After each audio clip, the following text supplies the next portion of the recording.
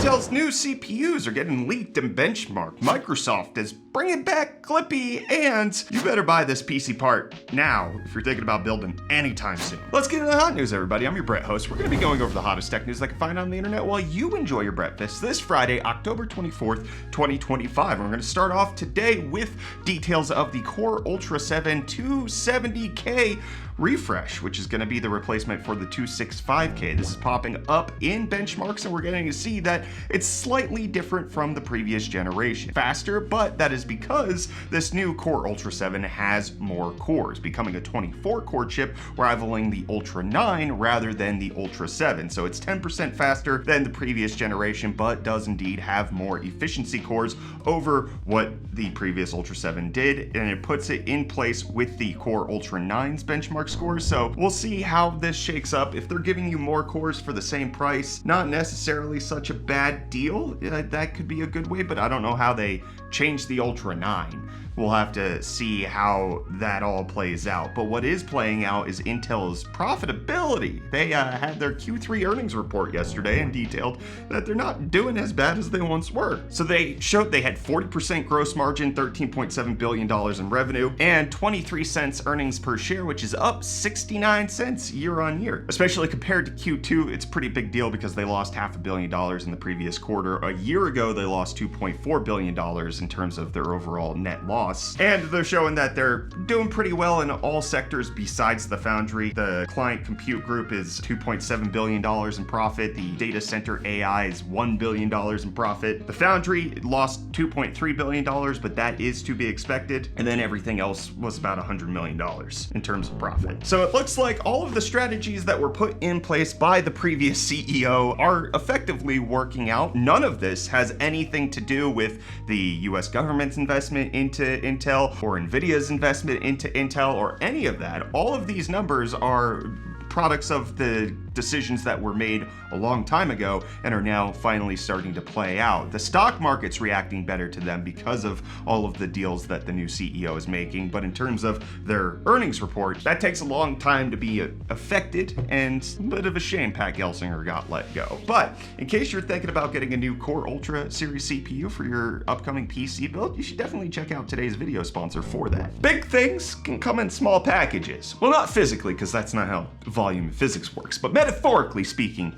yeah, like how today's sponsor Silverstone is packing big power into a tiny PSU. The Extreme 1000RZ Platinum is Silverstone's first kilowatt PSU in the standard SFX form factor. That means it's 30% smaller than the SFXL PSUs that reached the kilowatt capacity a few years ago. While this isn't the first standard SFX sized PSU at this wattage level, it is likely one of the best. Unlike some of the high wattage SFX PSUs, the modular connectors on the Extreme 1000RZ Platinum are flush fitting, which saves SFF builds precious millimeters to maximize clearance inside their machines. Side note, I built in some small cases, and I can confirm that every little bit of space counts when you're working on a super small form factor case. Anyway, this platinum efficient power supply has also been independently tested by Cybernetics to be the quietest PSU of its class by a significant margin, making it especially desirable for systems that are meant to be used on the desk, where noises are heard closer to the user. So if you're considering building yourself a small powerhouse of a system, definitely put the Extreme 1000RZ Platinum at the top of your list. Grab a Silverstone Extreme 1000RZ Platinum for your next small form factor build, or upgrade your current build via the link in the description below. Thanks to Silverstone for sponsoring today's video. Well, you can also use that Silverstone power supply to power one of these, because these are officially launching next week. And in case you don't know what this is, it is AMD's AI GPU with 32 gigabytes of VRAM, the AI Pro R9700, launching on October 27th for $1,300, or you could have purchased it on Newegg or eBay for the past few months, and you could have gotten it way earlier. I have had this for a while, have not put it in any system, but will once I get a computer, a PC, a desktop here. Currently don't have one, still working on that here at UFD Tech. And what Microsoft is working on is making sure that they are more profitable than any other gaming setup in the industry. With it being reported by Bloomberg that Microsoft has pretty aggressive profit margin strategies. They want to hit 30%, which was the target set in 2023, hence all of the major layoffs, all of the major cuttings that they've been doing. The price raising that we're seeing on Game Pass is not because Game Pass and Microsoft and Xbox aren't profitable, it's that they are not profitable. profitable enough. Industry average puts it around 20%. Microsoft wants even more than that. However, in 2022, it looked like it was around 12%, so they have to over double their current profitability in order to hit the targets that are being set for the internal team. So more layoffs, more cost cutting internally, more price raises, hardware price raises. We've seen that happen. They've also talked about the expensive premium hardware that should be the next generation, likely all part of the strategy to make them more profitable. Not profitable, because they already are that, but more profit. They need more. The number's not high enough, folks. But on the other side of Microsoft's business, on the Windows side, we've got updates to their Copilot setup that's coming out for Windows. They're gonna have a new little mascot. Mico is the new mascot for Microsoft instead of Clippy, which was supposed to assist you in things like Microsoft Word. Mico's here to help you with various different AI things on your PC. It was reminiscent of that failed Pixar cartoon that had those like fire and water elements, kind of a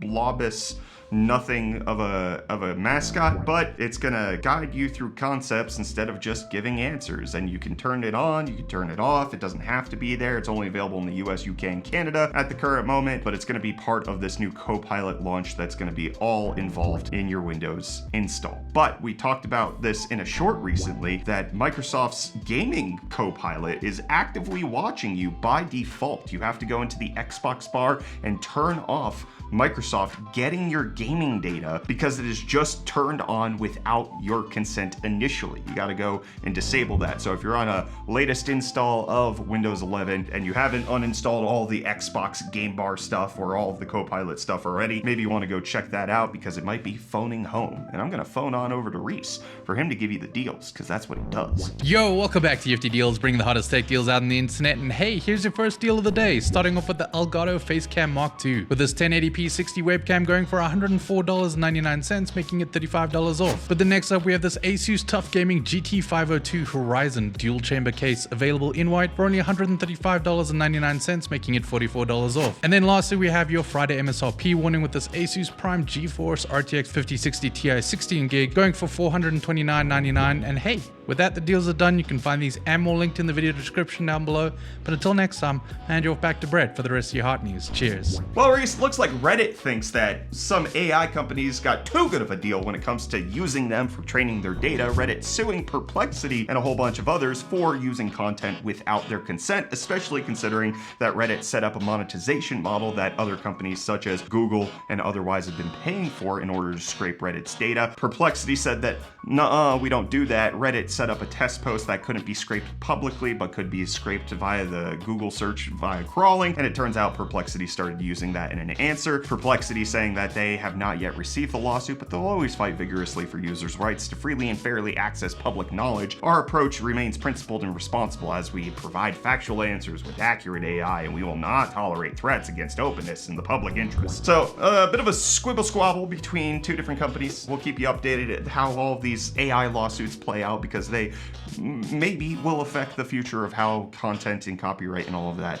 work out in the future. But another company's embracing AI, EA, coming out and announcing that they have a partnership with the company behind Stable Diffusion to bring out AI tools. Stability AI is going to co-develop transformative AI models, tools, and workflows to help their creative teams to spend more time to focus on what matters most, the game development instead of the game development. And they're going to start off with tools that help creators express what they want. Smarter paintbrushes, physically based rendering materials that can generate 2D textures that maintain exact color and light accuracy across environment. Also help to previs entire 3D environments from a series of intentional prompts, allowing artists to creatively direct the generation of game content. So not necessarily poo-pooing the idea of using AI as a tool. Using AI to completely develop gaming will likely make it worse. Using AI to help with just some of the more mundane tasks of various different things, that whether that's game development or otherwise, can be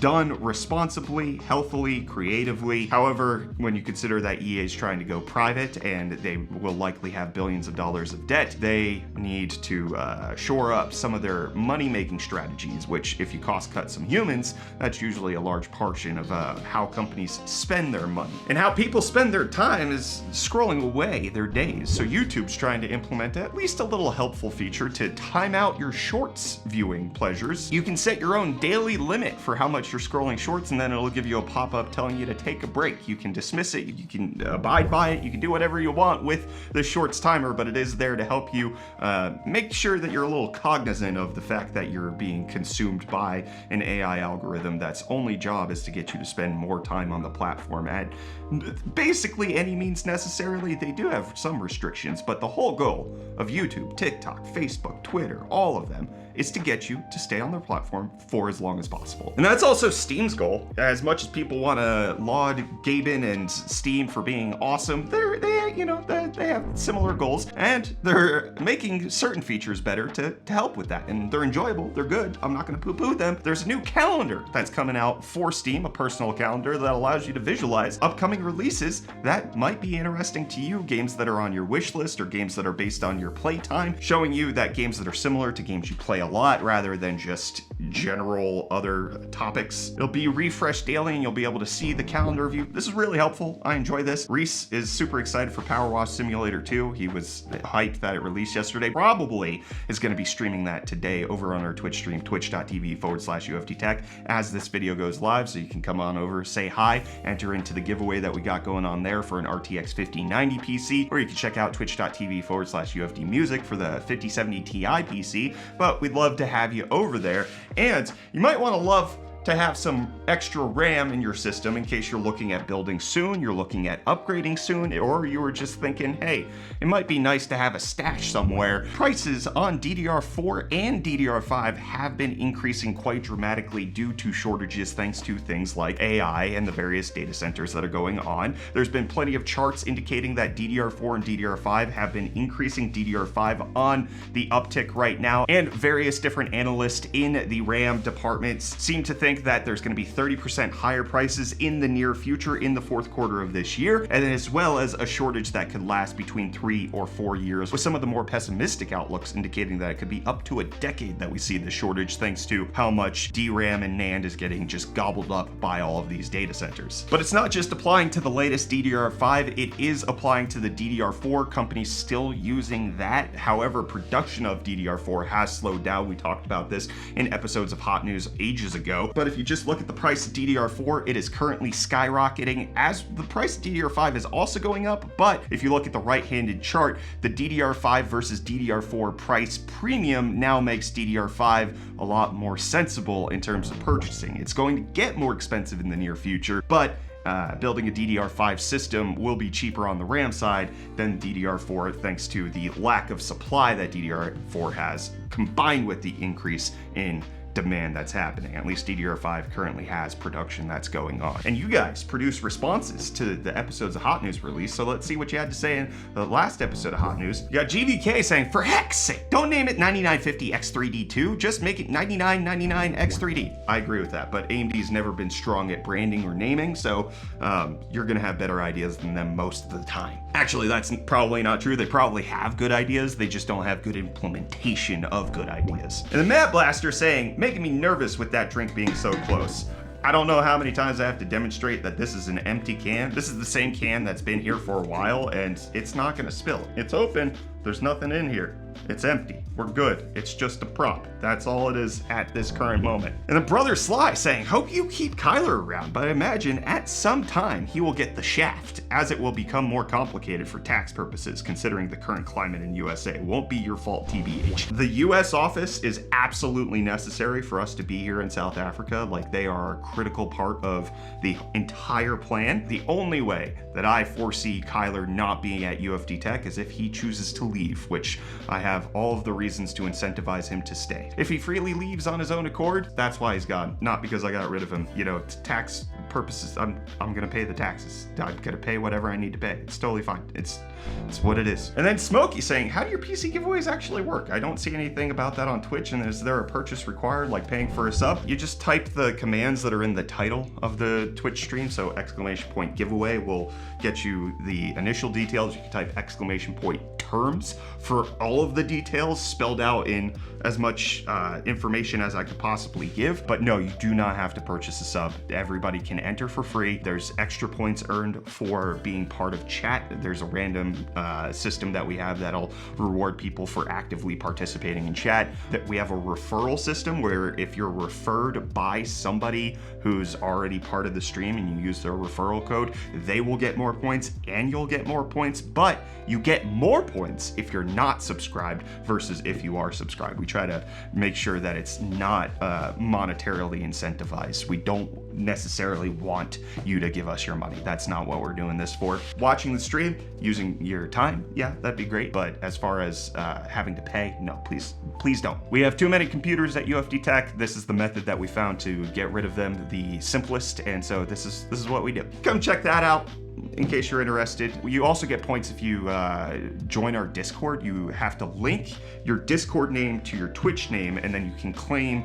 Discord points every 30 days. I think we have it set up. There's been a lot of tweaks that have happened recently to make the point accrual system more robust and kind of interactive, so that the referral system, the Discord system, the active chat system, all of that's been developed to kind of encourage more and more people to like participate. And one of the things that we're actively working on hiring here for in South Africa is another Twitch streamer who can join our team and stream at the various hours that we're not streaming, to make it more comprehensive, that there's more going on the stream besides just the replay machine that happens when neither Reece nor the US team are live. So we're working on all of that. The goal is to make it more fully fleshed out, but it takes time. Looking to hire, have job applications out, trying to work on that, find the right people here in South Africa to join the UFD team. And so yeah, just keep your eyes peeled for all of that. And I'm gonna peel on out of here. Banafi, banana peel.